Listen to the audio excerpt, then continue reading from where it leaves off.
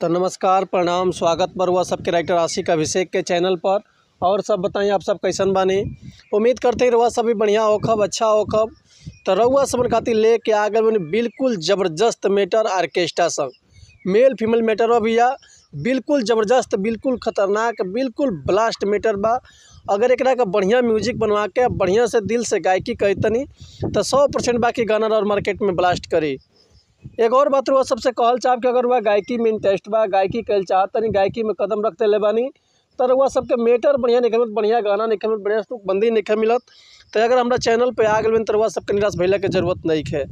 काहे से कि रउआ सबन खातिर हम हर एक प्रकार के सॉन्ग लिखिले, हिंदी होके चाहे भोजपुरी होके, चाहे रउआ कोनो भी ट्रैक पर भोजपुरी गाना लिखवा सकिले। आर्केस्ट्रा संग, लव संग, बेवफाई संग, पूर्वी, निर्गुण, भजन, लोकगीत, लयदारी, रंगदारी, जातिवाद संग, चाहे वो अपना मन पसंद के कोनो भी गाना लिखवा सकिले, वो बिल्कुल उचित चार्ज पर।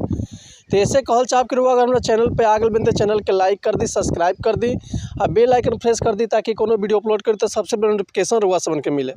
अगर वीडियो अच्छा लगा तो रुआ सबके एगो प्यारा सा कमेंट कर दी। चलिए देर ना करते हुए आज के मेटर देखल जाए कैसे बका एक लय बका एक धुन भाई रुआ सबन के हम गा के बताओ थे। उम्मीद करती रुआ सबके बेहद पसंद आए। तो चलिए देखिए गाना कैसे बा। पहले फीमेल के पार्ट हो भैया कि बाबू सोना केहू को हे करे जा, सुन सुन के हमर गरम होता भेजा। हे बाबू सुनो, बाबू सोना केहू को हे करे जा, सुन सुन के हमर गरम होता भेजा। मोर जवानी के दुश्मन जमाना हो गई। ए सुन मुंडा गोरा रंग देख तोर दीवाना हो गई, हो मुंडा गोरा रंग देख तोर दीवाना हो गई। तोरा कमर पर हमर निशाना हो गईल, हो मुंडा गोरा रंग देख तोर दीवाना हो गए। तो उम्मीद करते मेटर हुआ सबके बेहद पसंद आयल हुई।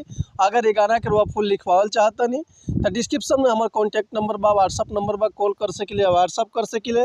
रुआ के बिल्कुल उचित चार्ज पे फुल गाना मिल जाए। एक और बात रुआ सबसे कहल चाहब कि अगर हमारा गाँव में कोनो मिस्टेक होता तो बेहद क्षमा चाहतनी।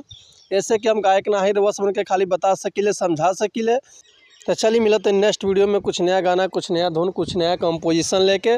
तब तक के लिए रुआ सब सन्मति चाहतनी। नमस्कार प्रणाम, जय हिंद, जय भारत, जय भोजपुरी समाज, हर हर महादेव, जय माता दी, जय शिव शंभु।